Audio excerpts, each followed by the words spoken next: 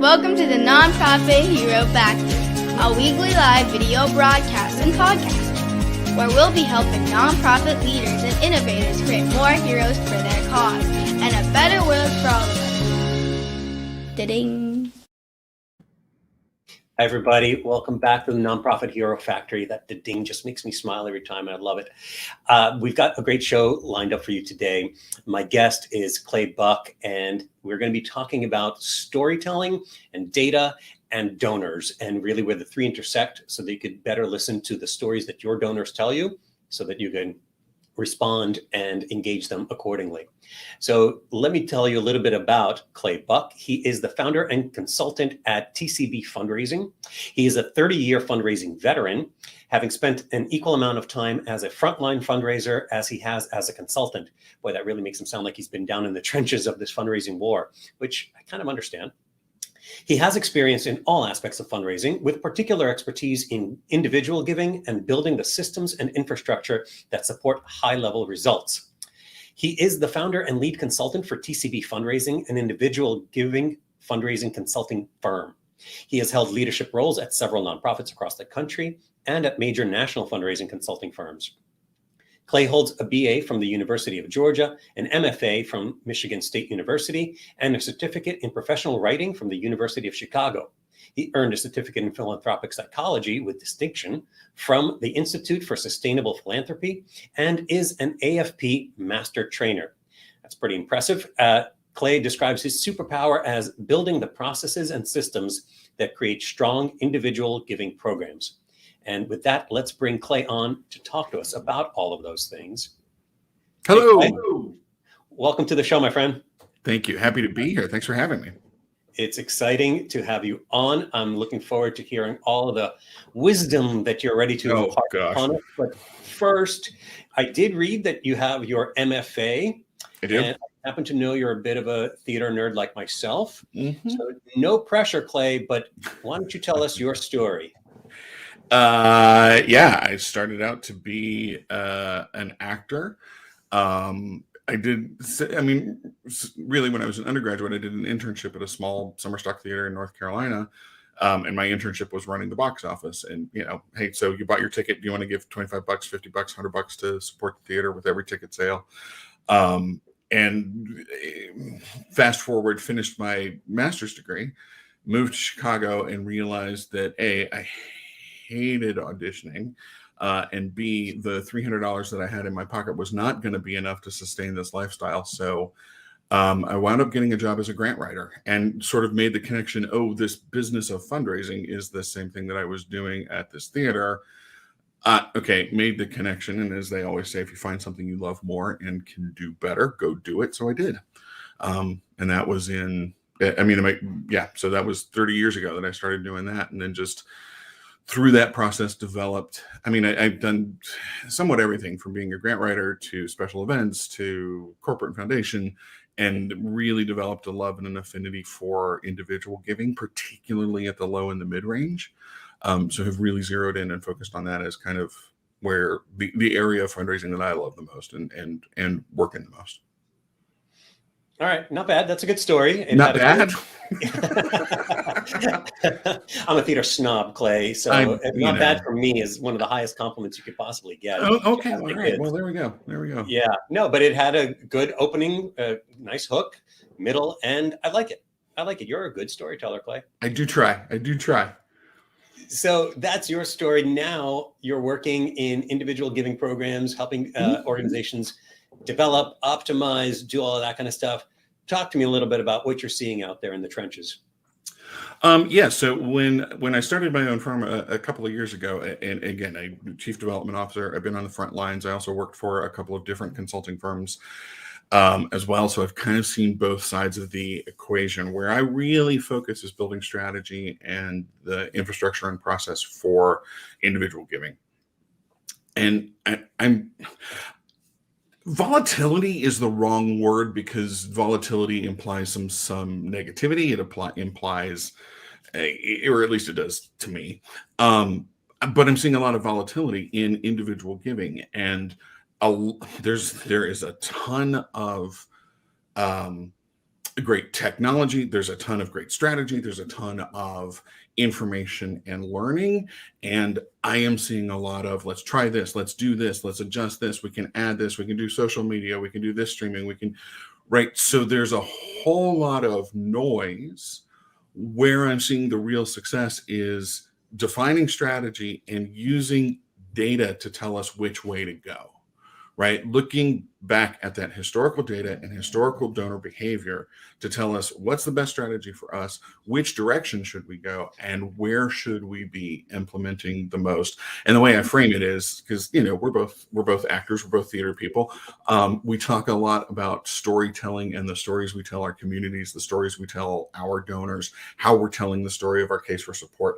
I kind of frame this as, what's the story the donors are telling us? And they're telling us those stories by what data they provide, how they behave, what their giving patterns look like. They're telling us their stories in a whole lot of different ways.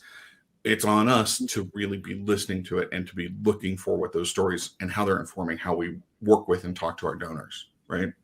Yeah. So first of all, I think it's great that nonprofits are out there experimenting with all these different things. Mm-hmm. And I encourage them to do so. I do feel like, and maybe this is what you were implying, there's a lot of let's just throw things at the wall and see what sticks, right, rather than a concerted strategy, right, for their online engagement, for their efforts.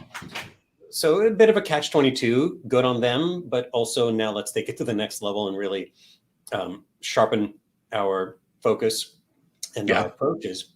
And actually use data to see what's working and what's not working. That's a whole other level. That's step 3, let's say, but we'll all get there, I hope. So with these stories that donors are telling us, first of all, what are you seeing? Are there any trends right now in data that you're seeing? What kinds of organizations are you even working with at the moment to pick this up on? I personally work with a wide range. So I have everything from large scale programs with hundreds of thousands of records to, the small nonprofit with literally 250 records. The trends seem to be the same across the board. Here's the fundamental thing. And especially if we look at giving over the last year, donors care.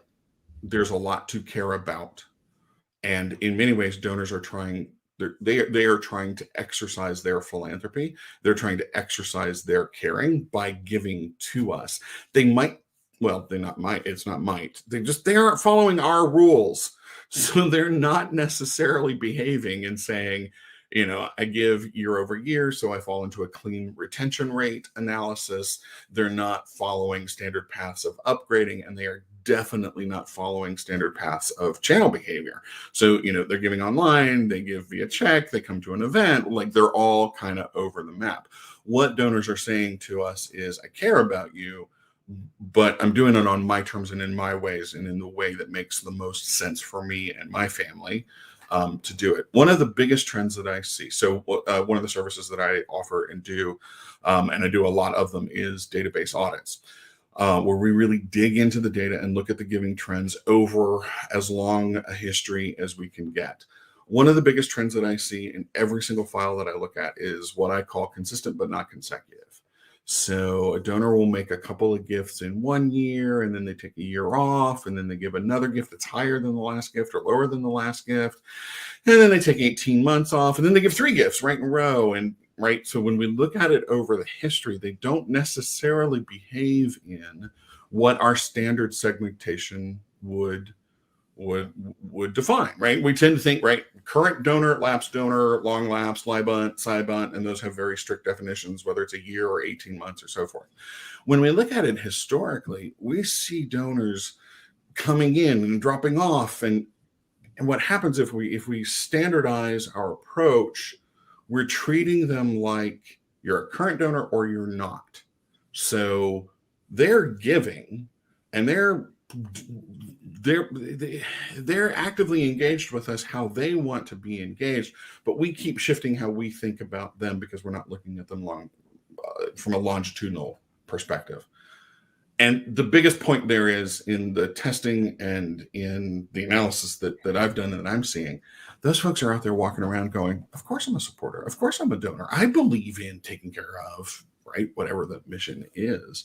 In their minds, they're loyal supporters. In our minds, they're lapsed donors. So how do we shift our approach to approach them the way they think of themselves?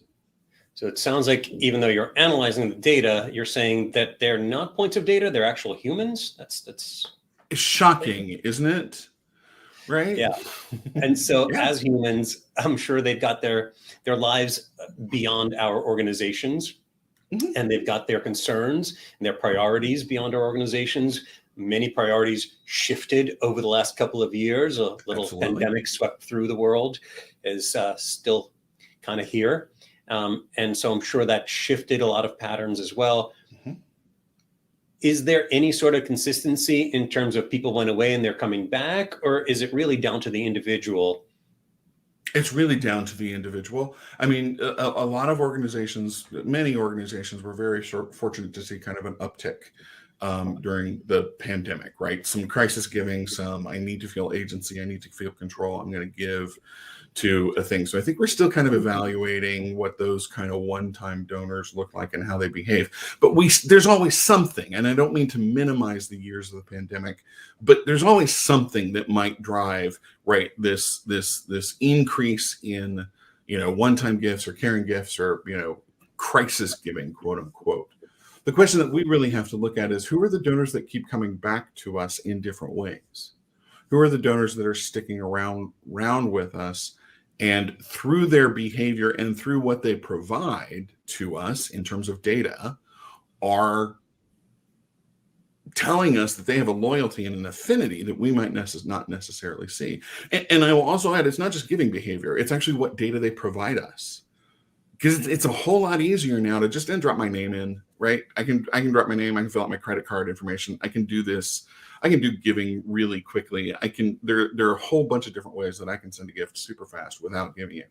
But if a donor is taking the time to give us their name, their email address, their address, their contact information, they're filling out forms, they're responding to surveys, whatever it may be, if a donor is taking the time to share that information with us, what they're essentially saying is, hey, Boris, I want to hear more, right?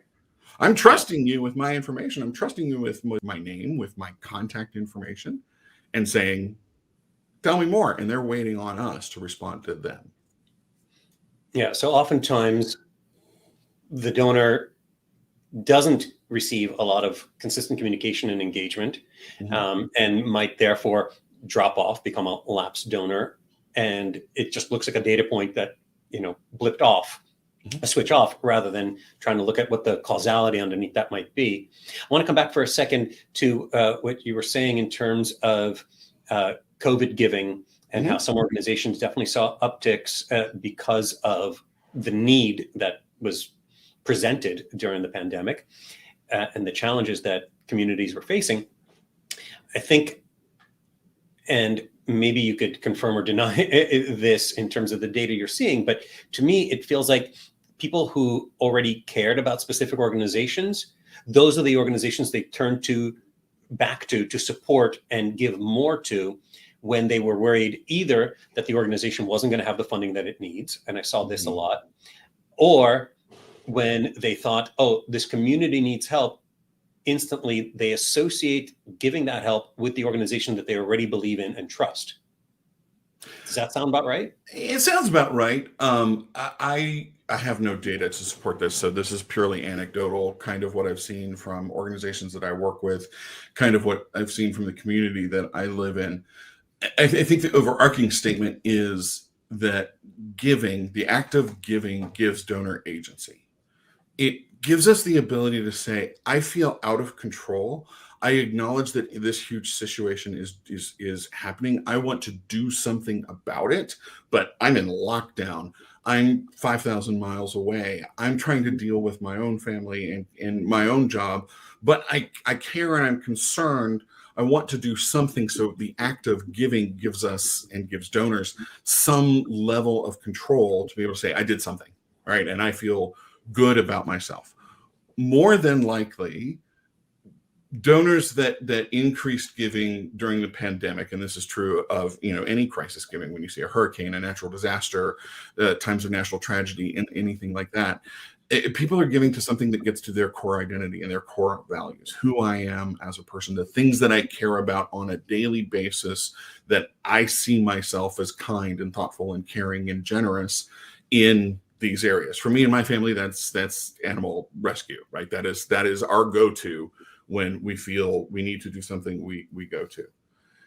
And then the organizations who told really good stories to donors who didn't know about them or the work that they do in the midst of crisis, in the midst of anything, right? Give introductions to new ways to capitalize kind of on that feeling.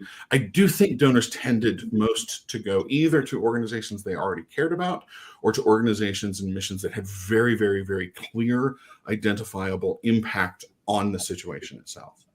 Absolutely. Absolutely. And I love that you brought up that donating makes them feel like they have some sort of agency, like it's something that they can actively do, because that's, talk about storytelling. That's something I talk about all the time.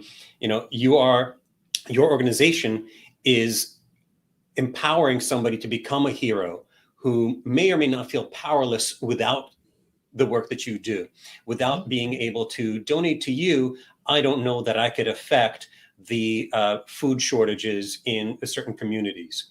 Without being able to donate to you, I don't have the ability, while I'm in lockdown, as you just said, to make a positive change in the world. So you're allowing me to be a hero under these circumstances. Do you know the Starfish story, that old sort of anecdote? If I could, let me just, really Please. quickly, right? A guy goes down to the beach at sunset. The tide has gone out, and there's another man, an older man, on the beach, and he's walking down the beach, and all of these starfish have washed up, and as the tide washed out, it left them stranded on the beach. And this older man is walking along, and he bends over and picks up a starfish and throws it back in the ocean so that it's in the water. Otherwise, it's going to dry up. And the guy watches him do this, and he's doing this starfish one at a time. And he finally goes up to him and he says, "Look, why are you doing this? There are literally thousands of starfish on this beach. You cannot possibly make a difference for all of them." The guy bends over, picks up a starfish, throws it back into the ocean, and says, "Made a difference for that one." And I think that's what donors are telling us. And this is why I love the low and the mid-range donors. I think these donors are saying to us, I'm out of control here. I can't control this global situation, but you know what I can do? I can feed one person. I can rescue one dog. I can educate one child. And this is a place that I already care about, and I can exercise a little agency, a little control, and make a difference for that one. I really believe that's what donors are telling us. Our response then is, how do we reinforce that feeling for them in their giving? Mm-hmm. I love that. Yeah, go ahead. Go on. No, go on. Which again, I go to the patterns that donors give tell us a lot about how. See, I know donors don't care about our fiscal year, our annual year. Donors give when they're going to give. Our responsibility is to make sure they have the pathway to give, they have the opportunity to give. I do not talk about asking donors. I talk about creating an offer. I talk about creating an invitation. That's what we're doing, whatever platform, whatever channel, however we're doing it. We are creating an offer for them to make a difference in the world, or we are inviting them to be a part of our mission, inviting them to be a part of our visions, and creating pathways to make that easier for them. We're very good at sending out multiple emails, multiple whatever platform we're using. We're very good about putting that multiple times and giving donors a lot of ways to say no, not now, not yet. They're giving on their timeline. And when we look at their behavior and I've done hundreds of these by now, if not thousands, which is terrifying. In every data file I look at, there is always a core group of donors, a small-ish but significant percentage of donors who give multiple times per year, give every other year. They're giving on their schedules because they're not thinking in their minds. They just gave, they just gave. In our data, it was 14 months ago, so now they're a LYBUNT, right? I think if we start to construct some of our segmentations and some of our approaches in acknowledging that, Boris, you've been one of our most loyal and generous supporters. We were just going through our records and seeing that you have been giving to Acme Charities for 7 years. Wow, that's amazing. The difference that you have made over those 7 years is almost immeasurable.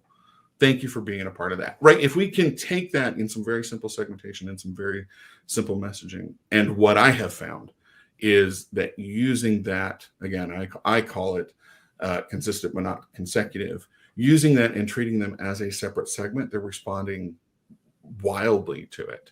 And they are actually also converting, quote unquote, to more regular giving, quarterly, monthly, making commitments, right? That, oh, I've been doing that anyway. This is an easy step for me to do because we're conveying the message that you have done this.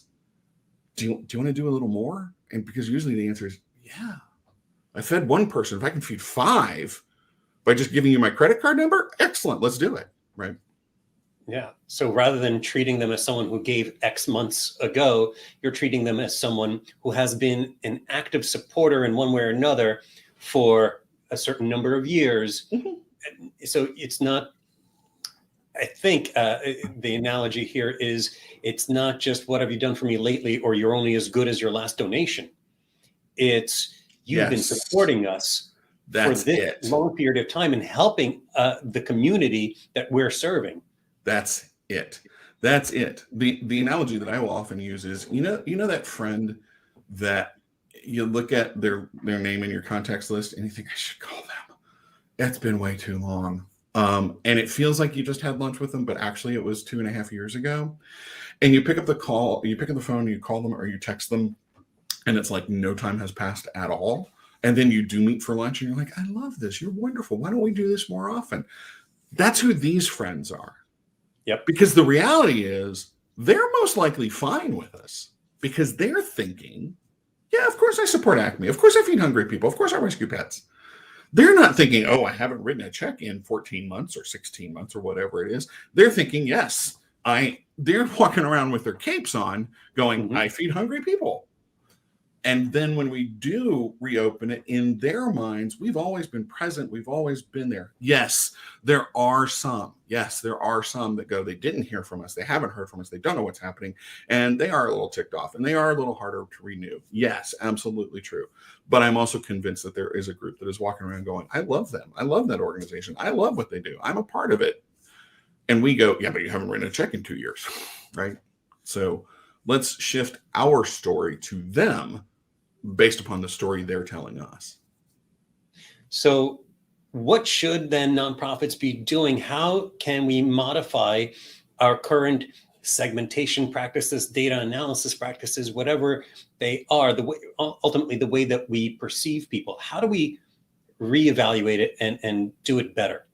I think the first step truly is acknowledge. Well, actually, the first step is committing to data literacy, right?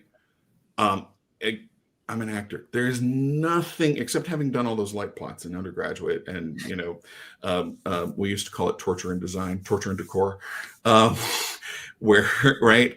But there's nothing in my background that makes me an Excel person. There's nothing in my background that makes me a data person. I took algebra 3 times, for crying out loud. But I learned early on that we needed data, and so I forced myself to get good at it. So I don't hold anybody accountable to something I haven't done myself.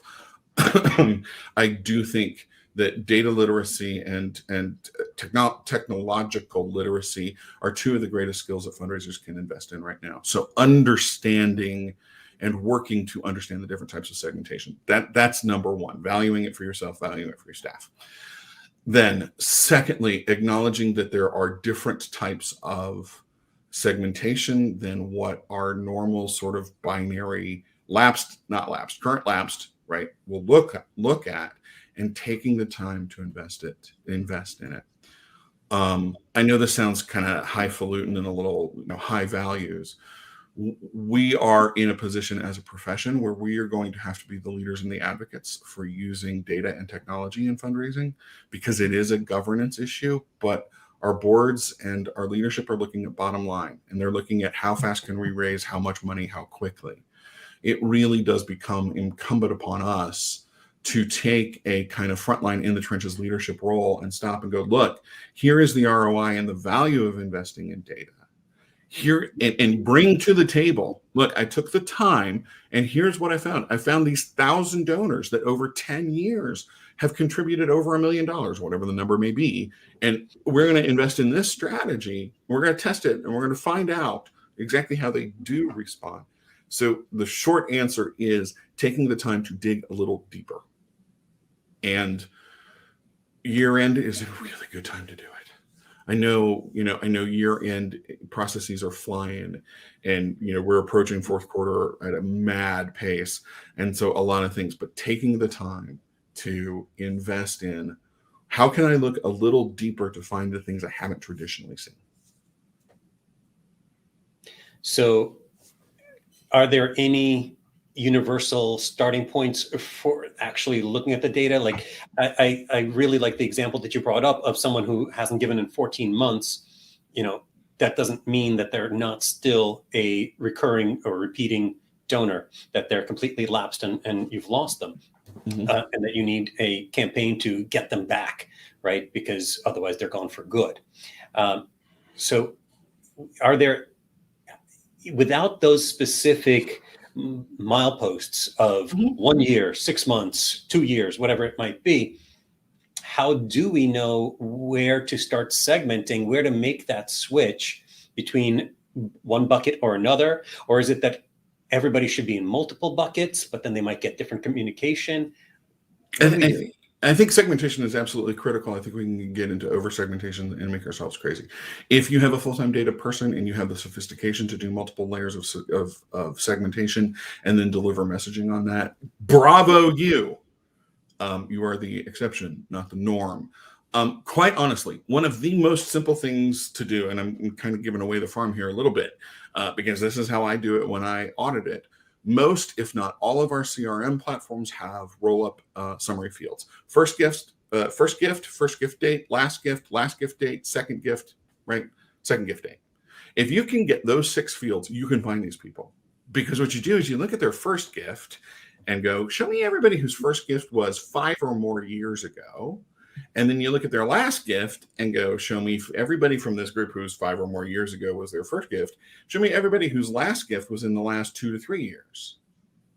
And now you start to see this group of people. Oh, wow. Boris first gave to us in 2010. His second gift was in 2014. His last gift was in 2021. And we start to say, oh, okay. Boris looks like a lapsed person, and that's a bad example because I did say 2021, but even so, right? He looks like a lapsed person, but when we see, or using a summary field like total number of gifts, look at a lapsed donor and you see a total number of gifts of 10, that's a huge clue that, oh wait, he's been far more active than just this last gift renewal. Because the other thing we do, if we are doing, and a lot still aren't, I know that, but if we are doing a lapsed renewal, so we're sending a specific thank you letter to a lapsed renewal and treating them as somebody who lapsed but then came back, but we look at that behavior, they have lapsed and come back multiple times. We're just retreating, it's going out to that friend that you've missed and saying, okay, now catch me up again. What's been going on in your life? And your friend's like, come on, we did this last year, right? Yeah. And that friend analogy that you made before, I'd never thought about it that way, but I absolutely love it because it's instantly something that I think all of us can relate to, where we haven't been able to catch up with friends, but we still view them as close friends that we may have been friends with since childhood, but we just don't get to speak to on a regular basis because life. They're also that friend that we describe of, I haven't talked to them in 5 years, but if I called them tomorrow and said, I have an emergency, they'd be the one that would be there. Yeah. That's who these donors are. They want to sit and metaphorically have lunch with us. They want to know what's going on, but because they care and because they've shown that they care, they'll still give us a gift if we ask directly and ask right. But let's take the time to, take them out for a beer. Not literally. Or maybe literally. I mean, some of them might be literally, Yeah, or send them some beer because they might be in a different part of the country and you're not traveling with COVID. Yeah, let's not get into shipping alcohol and all of the ramifications of that. But yes, there's delivery services. There's delivery services. advocating anything illegal here. So, Clay, this is great stuff. I'm sure we could talk about a whole lot more things, but I like that we've really zeroed in on one particular thing that I think nonprofits should be thinking about right now, especially as year-end giving season is upon us. If they haven't started yet, what's the first thing they should do? I feel like we kind of covered this actually. Audit the data. Yeah. Audit the data, take a look at it, take the time to invest in it. Either hire a firm to do it. Sorry, shameless plug for me and the many firms that do database audits, or take the time to pull all the data out of the CRM and just run some quick analysis on it. Use those summary fields to take the time to look and see. And while you're at it, take the time to look at your data quality. How many addresses do you have? How many emails? Where are you missing phone numbers, et cetera, et cetera, et cetera? Because if we can't reach our donors, then right, it's pointless. Perfect. I think that's a great place where everybody should be starting. Even if you think you've been looking at your data all this time, look again, look for those people that don't neatly fit into the buckets that you've previously made, and talk to them as a human being with their own life, rather than someone who lapsed off your list for X amount of months. Exactly. I love it.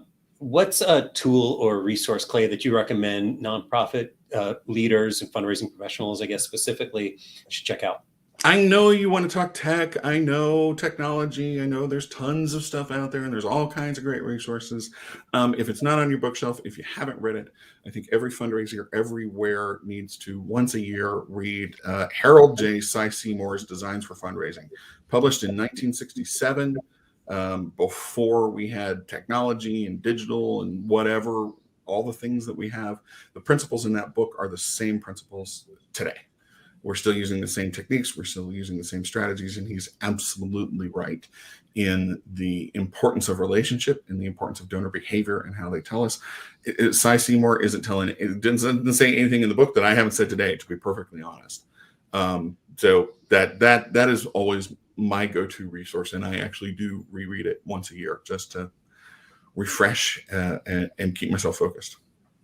And I'm sure if it's that popular, they have a digital version, so you don't have to get it. It was written in 1967. You're going to get a beat up old copy from. They don't print it anymore. There's no new edition.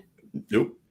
Oh, sounds like an opportunity to buy them all up and. No, don't do that. Oh no, that would be bad. And donate them to nonprofits. There you go.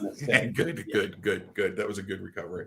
It's readily available. You can find it absolutely from your favorite bookstore, your favorite online source for books.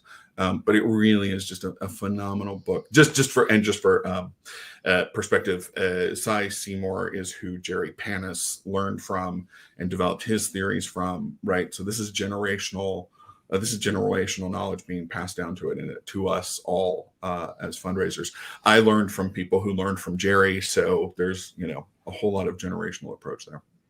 Awesome. We'll be sure to link to that in the show notes, as well as anything else that we touched on in this episode, and some definitions of some of the terms that we talked around that might be helpful as well.